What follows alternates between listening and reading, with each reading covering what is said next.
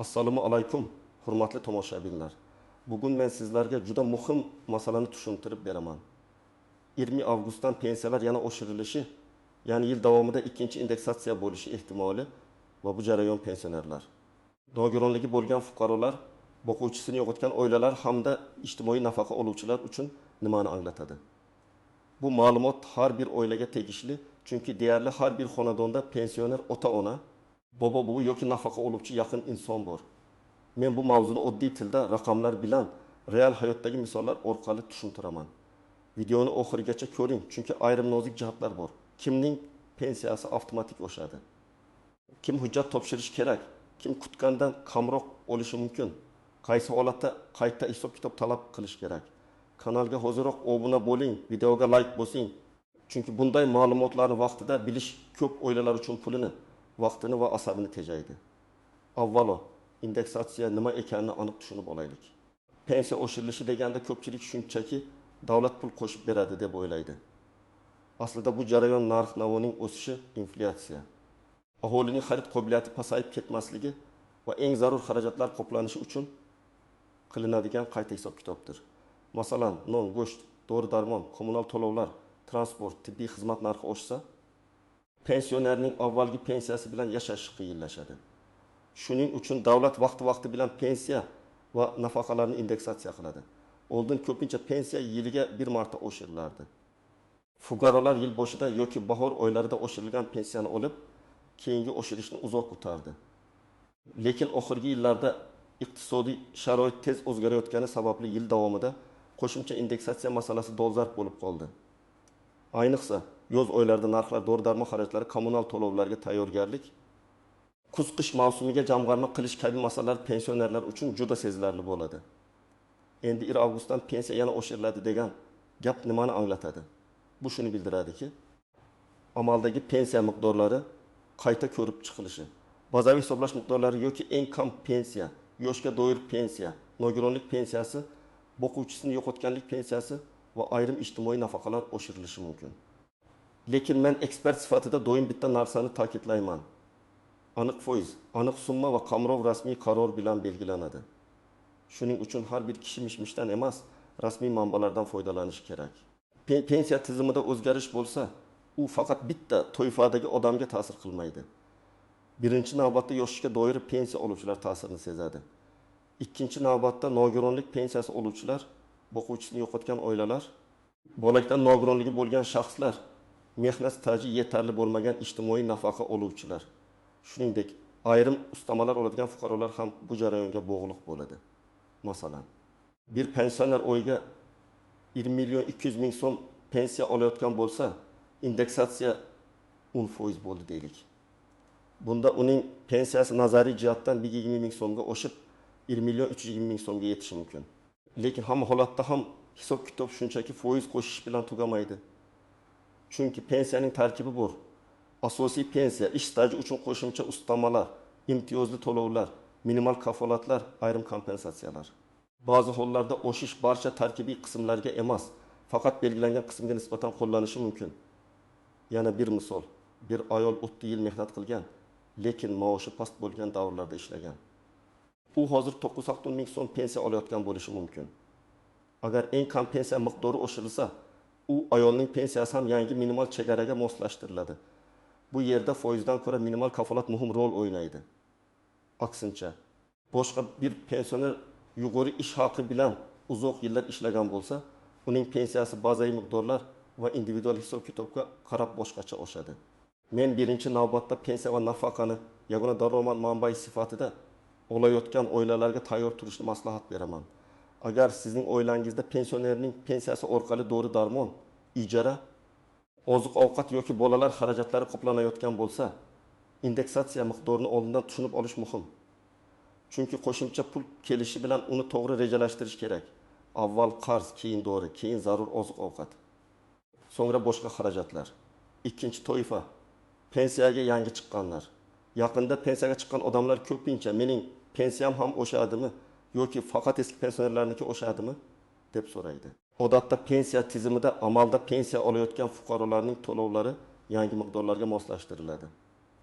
Lekin yangi tayinlangan pensiyada hujjatlar, ish staji, ish haqi ma'lumotlari to'liq kiritilganmi?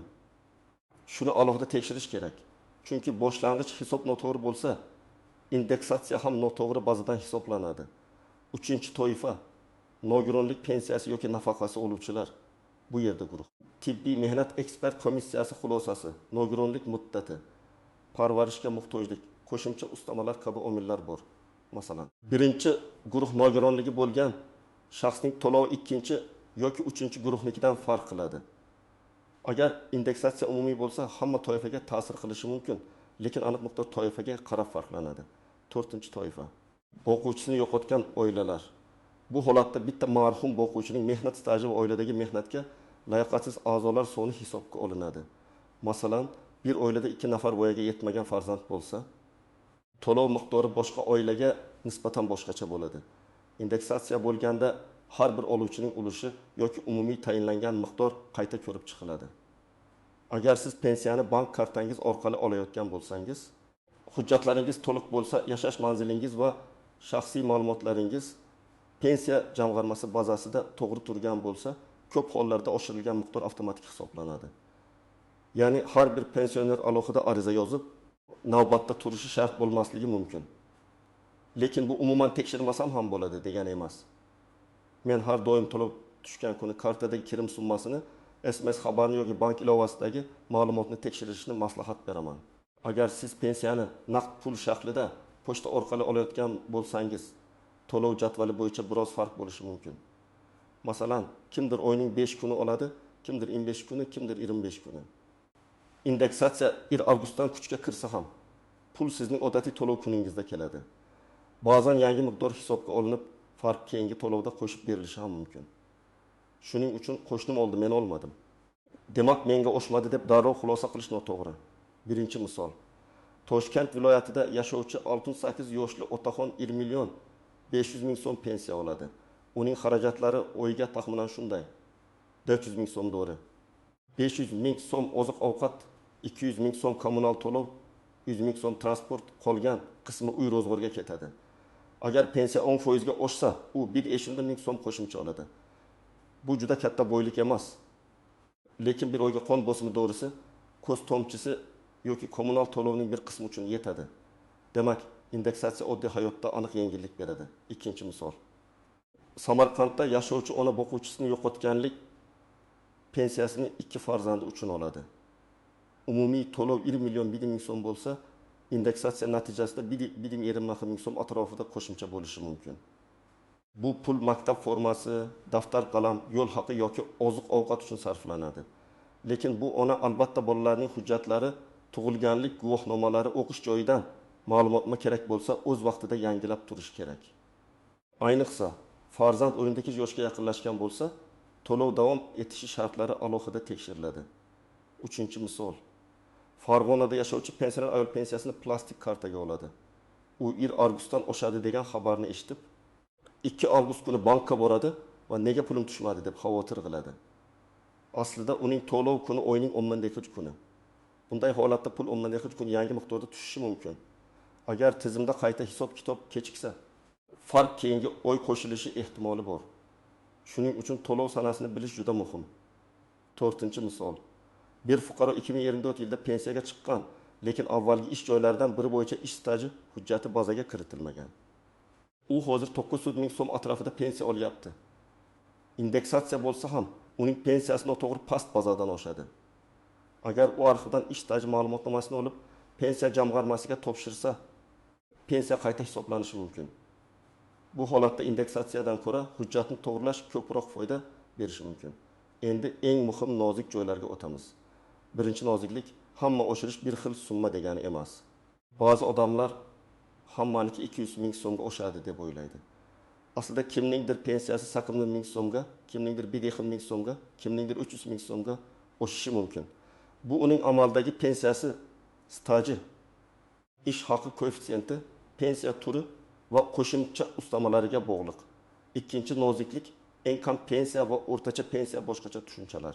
Eng kam pensiya bu davlat kafolatlagan minimal daraja. O'rtacha pensiya esa barcha pensionerlarning pensiyasi qo'shilib, soniga bo'linganda chiqadigan ko'rsatkich. televizorda yoki xabarlarda o'rtacha pensiya oshdi deyilsa, bu har bir odam aynan shuncha oladi degani emas. Siz o'zingizning individual hisobingizga qarashingiz kerak. Uchinchi noziklik, ustamalar har doim ham bir xil indeksatsiya qilinmasligi mumkin. Masalan, ayrim faxriylar, nogironligi bo'lgan shaxslar, yolg'iz keksalar, alohida xizmatlari bor fuqarolar qo'shimcha to'lovlar oladi. Qarorda qaysi to'lovlar oshirilishi, qaysilari o'zgarishsiz qolishi aniq yoziladi. Agar asosiy pensiya oshib, ustama o'zgarmasa, umumiy oshish siz kutgandan kamroq bo'lishi mumkin. 4-noziklik, pensiya kartasidagi qarzdorliklar. Ayrim fuqarolarning bank kartasida kredit, aliment ijro hujjati yoki boshqa ushlanmalar bo'lishi mumkin. Pensiya oshgani bilan kartaga tushgan puldan avtomatik ushlab qolishlar amalga oshsa, qo'lga tegadigan summa kamroq bo'ladi. Bunday holatda odam pensiyam oshmadi deb o'ylashi mumkin, lekin aslida oshgan, faqat ushlanma bo'lgan. Bank ilovasidan kirim-chiqim tarixini tekshirish kerak. 5-noziklik, yashash manzili va bank rekvizitlari. Agar pensioner boshqa viloyatga ko'chgan, lekin ma'lumotlarini yangilamagan bo'lsa, to'lovlarda kechikish yoki chalkashlik bo'lishi mumkin. Bank kartasi muddati tugagan bo'lsa ham pul tushishi bilan bog'liq muammo chiqadi. Shuning uchun avgustgacha kartaning amal qilish muddatini, telefon raqamini, pasport yoki ID karta ma'lumotlarini tekshirib qo'yish kerak. 6-noziklik, ishlayotgan pensionerlar. Ko'pchilik men ishlayapman, pensiyam oshmaydimi deb so'raydi. Odatda ishlayotgan pensioner ham pensiya oluvchi sifatida umumiy indeksatsiyadan chetda qolmaydi. Lekin u ishlayotganligi sababli ayrim soliq daromad, qo'shimcha to'lov yoki qayta hisob-kitob masalalari yuzaga kelishi mumkin. Agar ishlayotgan pensioner ish staji davom etgani uchun keyinchalik pensiyasini qayta hisoblatmoqchi bo'lsa, u alohida tartibda murojaat qiladi. 7-noziklik, ijtimoiy nafaqa bilan pensiyani adashtirmaslik. Pensiya odatda mehnat staji va sug'urta badallari bilan bog'liq. Ijtimoiy nafaqa esa staji yetarli bo'lmagan. Ehtiyojmand yoki alohida toifalardagi fuqarolarga tayinlanadi. Indeksatsiya e'lon qilinganda qaysi to'lovlar qamrab olingani alohida ko'rsatiladi. Shuning uchun pensiya oshdi degan xabarni eshitib, barcha nafaqalar avtomatik bir xil oshadi deb o'ylamaslik kerak. Men tomoshabinlarga alohida ogohlantiraman. Pensiya oshishi atrofida firibgarliklar ham ko'payadi. Kimdir telefon qilib, pensiyangizni oshirib beramiz, karta raqamingizni, SMS kodni ayting desa, hech qachon ishonmang. Pensiya jamg'armasi, bank yoki davlat idorasi sizdan telefon orqali SMS kod so'ramaydi. SMS kod bu sizning pulingizga kirish kaliti. Uni bergan odam kartasidagi pulidan ayrilishi mumkin. Yana bir firibgarlik turi. Ariza yozib beraman, 300 ming so'm to'lang, pensiyangiz oshadi deyishadi. Agar umumiy indeksatsiya bo'lsa, u avtomatik hisoblanadi. Hujjatni to'g'rilash, stajni tiklash yoki qayta hisoblatish kerak bo'lsa, buni rasmiy tartibda Davlat xizmatlari markazi, pensiya jamg'armasi bo'limi yoki elektron xizmatlar orqali qilish mumkin. Pul evaziga tezlashtirib beraman degan odamdan ehtiyot bo'ling. Yana bir noto'g'ri tushuncha, hamma avgustning 1-kuni yangi pulni oladi. Yo'q, pensiya to'lovlari jadval asosida amalga oshiriladi. Qaror 1 avgustdan kuchga kirsa, bu huquqiy boshlanish sanasi bo'ladi. Amaliy to'lov esa sizning hududingiz, bankingiz, pochta jadvali va hisob-kitob tizimiga qarab bir necha kun farq qilishi mumkin. Endi men aniq nima qilish kerakligini bosqichma-bosqich aytaman. Birinchi qadam, hozirgi pensiya miqdoringizni yozib qo'ying. Masalan, iyul oyida qancha oldingiz, kartaga necha so'm tushdi? Naqd olgan bo'lsangiz, kvitansiya yoki yozuvni saqlang. Avgustda tushgan summa bilan solishtirish uchun bu kerak bo'ladi. Ko'pchilik eski summani aniq eslamagan uchun keyin oshganmi yo'qmi bilmay qoladi. Ikkinchi qadam, agar bank kartangiz bo'lsa, karta muddati tugamaganmi? Telefon raqamingiz ishlayaptimi? SMS xabarnoma ulanganmi? Bank ilovasiga kira olasizmi? Shularni tekshiring. Agar naqd pul olsangiz, pochta bo'limidagi to'lov kuningizni aniqlang. Bu oddiy tuyuladi, lekin amalda ko'p muammo aynan shu joydan chiqadi. 3-qadam. Shaxsiy hujjatlarni tartibga keltiring. Pasport yoki ID karta, pensiya guvohnomasi, bank karta ma'lumotlari, mehnat daftarchasi nusxasi, arxiv ma'lumotnomalari, nogironlik bo'yicha tibbiy xulosa. O'quvchisini yo'qotganlik bo'yicha hujjatlar, farzandlarning tug'ilganlik guvohnomasi va o'qish joyidan ma'lumotnoma kerak bo'lishi mumkin. Hamma odamga ham bularning barchasi kerak emas. Lekin o'z holatingizga tegishlisini tayyor tuting.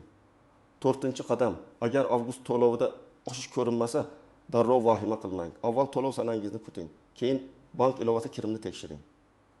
So'ng eski summa bilan yangisini solishtiring. Agar haqiqatan farq bo'lmasa yoki juda g'alati hisob bo'lsa, pensiya jamg'armasining hududiy bo'limiga murojaat qiling. Murojaatda falon oyda pensiyam falon so'm edi. 1 avgustdan indeksatsiya bo'yicha qayta hisob-kitob qilingan qilinmaganini tekshirib berishingizni so'rayman deb yozish mumkin.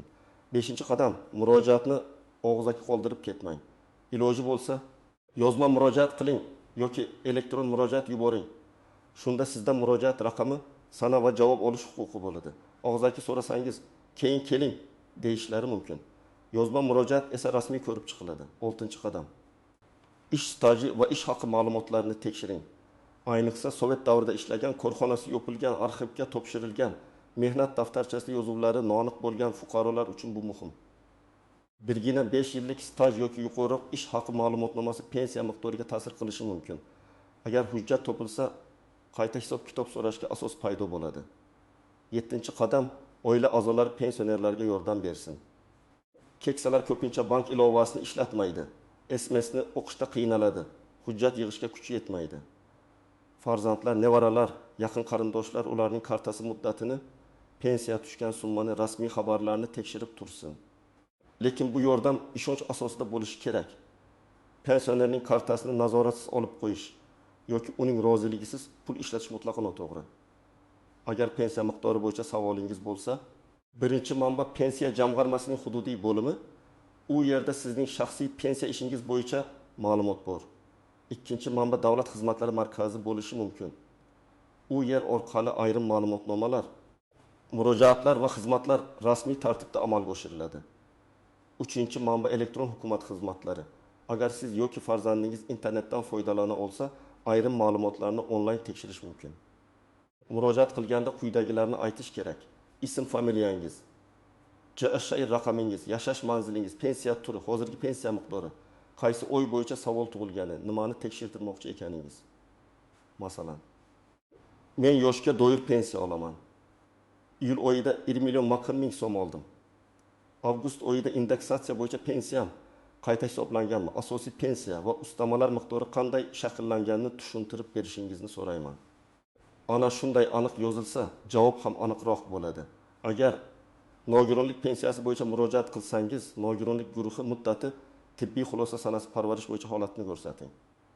Agar boquvchisini yo'qotganlik bo'yicha murojaat qilsangiz, marhum boquvchining ma'lumotlari, farzandlar soni, ularning yoshi va o'qish holatini yozing. Har bir vaziyatda hujjat to'liq bo'lsa, masala tezroq hal bo'ladi. Pensiya oshsa, men birinchi navbatda qo'shimcha pulni zarur ehtiyojlarga yo'naltirishni maslahat beraman. Keksalar uchun eng muhim yo'nalish dori-darmon va tibbiy tekshiruv. Agar har oy doriga pul yetmayotgan bo'lsa, indeksatsiyadan kelgan qo'shimcha summa aynan shu muammoni yumshatishi kerak. Ikkinchi yo'nalish kommunal to'lovlar. Kuz-qish mavsumi oldidan elektr, gaz, isitish, suv bo'yicha qarzdorlikni ko'paytirmaslik muhim. Uchinchi yo'nalish oziq-ovqat. Pensiya oshganini ko'rib, keraksiz xaridlarga shoshilmaslik kerak. Bir oyga yetadigan asosiy mahsulotlar: un, yog', guruch, makaron, choy, shakar, dukkakli mahsulotlar. Zarur gigiyena vositalari reja bilan olinishi mumkin. 4-chi yo'nalish kichik zaxira. Agar pensiya ayni 2 ming so'mga oshsa, shundan kamda yo'q 2 ming so'mini favqulodda holat uchun ajratib qo'yish foydali. Dori tugab qolsa, transport kerak bo'lsa yoki shoshilinch to'lov chiqsa, shu zaxira asqotadi. Oilalarga ham maslahat: pensionerning pensiyasi oshdi deb uning puliga darrov boshqa xarajatlarni yuklamang. Bu pul birinchi navbatda o'sha insonning sog'ligi, ovqati, kiyimi va tinchligi uchun. Ko'p oilalarda pensioner o'z pensiyasidan nevaraga, uy xarajatiga qarzga yordam beradi. Bu hurmatli holat, lekin zarur narsadan mahrum qolmasligi kerak. Men har doim shuni aytaman. Pensiya haqida eng ishonchli ma'lumot rasmiy qaror, rasmiy bayonot va vakolatli idora tushuntirishidir. Ijtimoiy tarmoqlarda aniq oshadi, falon foiz bo'ladi, hamma falon summadan oladi degan postlar ko'p bo'ladi. Ularning hammasi ham to'g'ri emas. Rasmiy hujjatda kuchga kirish sanasi, oshirish foizi yoki summasi qamrab olinadigan toifalar moliyalashtirish manbasi va ijro tartibi ko'rsatiladi. Agar qarorda 1 avgustdan deyilgan bo'lsa, demak hisob-kitob shu sanadan boshlanadi. Agar qarorda ma'lum bir toifa alohida ko'rsatilgan bo'lsa, o'sha toifadagi fuqarolar ustuvor hisoblanadi. Agar qarorda eng kam pensiya, bazaviy pensiya miqdori yoki nafaqalar alohida belgilansa, har birining ta'siri turlicha bo'ladi. Shu bois men tomoshabinlardan so'rayman, faqat sarlavhaga qarab xulosa qilmang, mazmunni ham tekshiring. Birinchi savol: pensiya oshishi uchun ariza yozishim kerakmi? Agar umumiy indeksatsiya bo'lsa, odatda ariza talab qilinmaydi. Lekin pensiyangiz noto'g'ri hisoblangan deb o'ylasangiz, staj qo'shilmagan bo'lsa, hujjat yangilangan bo'lsa, albatta murojaat qilasiz. Ikkinchi savol: men pensiyani kartadan olaman, boshqani qanday bilaman? Bank SMS xabari, bank ilovasi, bankomat chekidan yoki bank bo'limidan kirim summasini ko'rib bilasiz. Eski oy bilan solishtirasiz. Uchinchi savol: agar oshgan pul kechiksa, yo'qolib ketadimi? Odatda huquqiy sana bo'yicha hisoblangan farq keyingi to'lovda qo'shib berilishi mumkin. Lekin aniq holatda hududiy bo'limdan tekshirtirish kerak.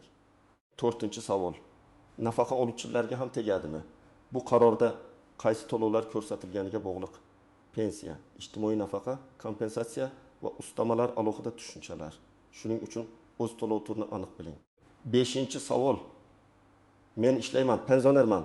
Menga ham oshadimi? Ko'p hollarda ishlayotgan pensioner ham umumiy oshishdan foydalanadi, lekin individual holatlar bo'lishi mumkin, ayniqsa qayta hisob-kitob va ish staji bo'yicha. Hurmatli tomoshabinlar, 1 avgustdan pensiya yana oshirilishi va ikkinchi indeksatsiya masalasi oddiy xabar emas. Bu pensionerning dorisi, oilaning oziq-ovqati, kommunal to'lovlar, farzandlarning kundalik xarajatlari bilan bog'liq masala. Men bugun sizlarga asosiy narsani tushuntirdim. Pensiya oshishi avtomatik bo'lishi mumkin, lekin har bir inson o'z summasini tekshirishi, hujjatlarni tartibga keltirishi, firibgarlardan ehtiyot bo'lishi va kerak bo'lsa rasmiy murojaat qilishi shart. Eng muhimi, qo'lingizga tushadigan pulni oldindan rejalashtiring. Eski pensiya miqdorini yozib qo'ying, avgustdagi to'lovni solishtiring. Bank kartasi va hujjatlarni tekshiring. Agar farq bo'lmasa yoki hisob-kitob tushunarsiz bo'lsa, pensiya jamg'armasiga aniq savol bilan murojaat qiling. Sizningcha pensiyalar qanchaga oshirilishi kerak? Hozirgi pensiya miqdori kundalik xarajatlarga yetyaptimi yoki yo'qmi? Fikringizni izohlarda yozib qoldiring. Videoga like bosing, kanalga obuna bo'ling va yaqinlaringizga ulashing. Chunki bu ma'lumot har bir pensioner va har bir oila uchun muhim.